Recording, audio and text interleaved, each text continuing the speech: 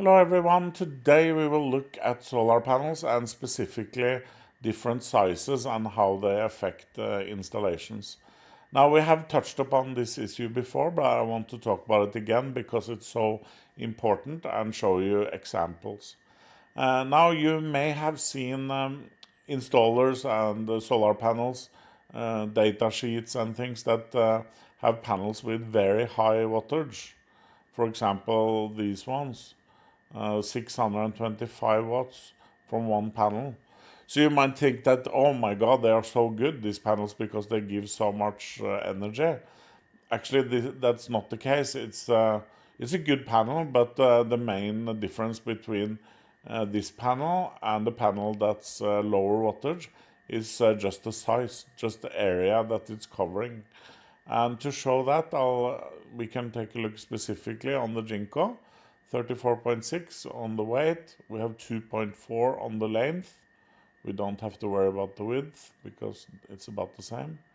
And then if we go to a smaller, let's see here, and then we see that the weight is down to 22 and 1.7 long. Okay, so you see there that the main difference is the size. It's not about how good the panels are. Now, of course, if you look at an old panel, you will see wattage like 220, 330, and then those panels obviously are much less efficient. But all the data sheets, and when you get, for example, an offer from me, you will see the data sheet, and then the interesting data is what's called efficiency. Let's see if we can find the efficiency here. Module efficiency. Oops. There. This parameter here. So that's the most important because obviously there's a development in the industry. They are able to make more efficient panels throughout the years. So those old panels at 330, yes, they are not as good, and they, on the same size, they will provide a lot less energy compared to new panels. But that's a completely different thing from what we are talking about now. We are talking about basically the same kind of cells, but in different size panels. So why are the manufacturers doing this? Not only Jinko, as I said, we have Longi, for example, doing exactly the same. Yeah, Solar also. Here we have 450 and then 554, 545 and bigger. And then same with Ryzen, small and big.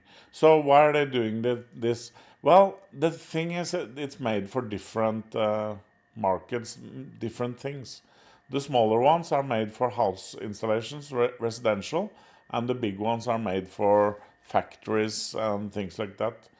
Um, the big ones are very heavy, over 30 kilo. So that means that they are very well suited for crane work installations where you have access to cranes, while the small ones are much better when you do not have installation with cranes. You're just relying on ladders and manpower. That's when it's much better to use the small panels. And also, of course, on houses, there can be more tricky, smaller roofs, and then it's a big advantage to have a little bit smaller panels.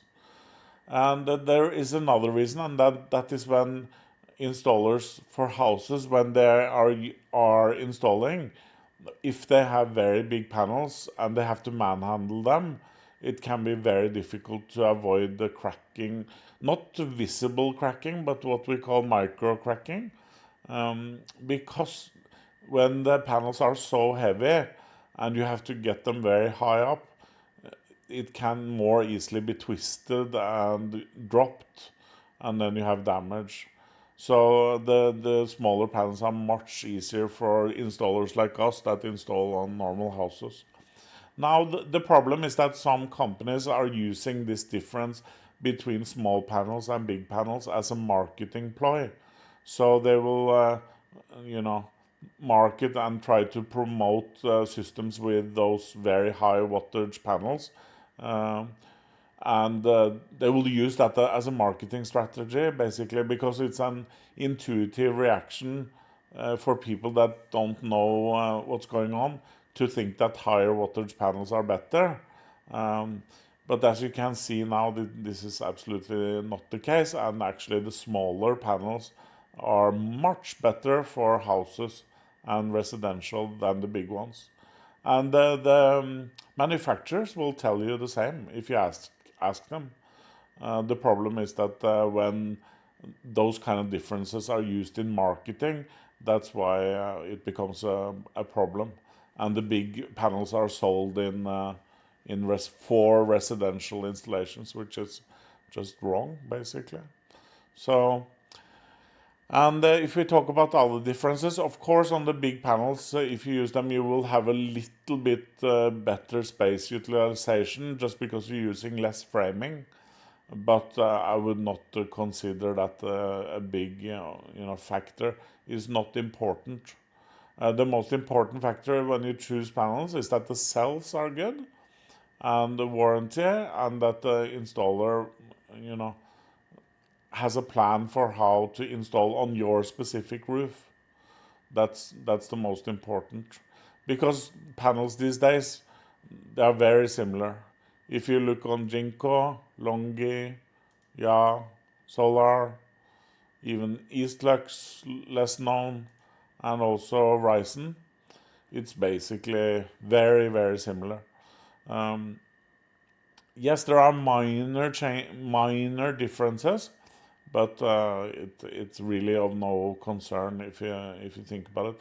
But there's a very big difference between low quality panels and high quality panels. Everything that we have talked about in this video is about high quality brands and good panels. But there's a lot of low quality panels available in Thailand. I don't want to name names or brands, but you have to do some research on the specific brands, and then you will see. Or if you trust your installer, of course, the good installer will only use good panels, of course. So, so that's it for this video. A little bit about panel sizing and the impact it should have for installations. Okay, guys.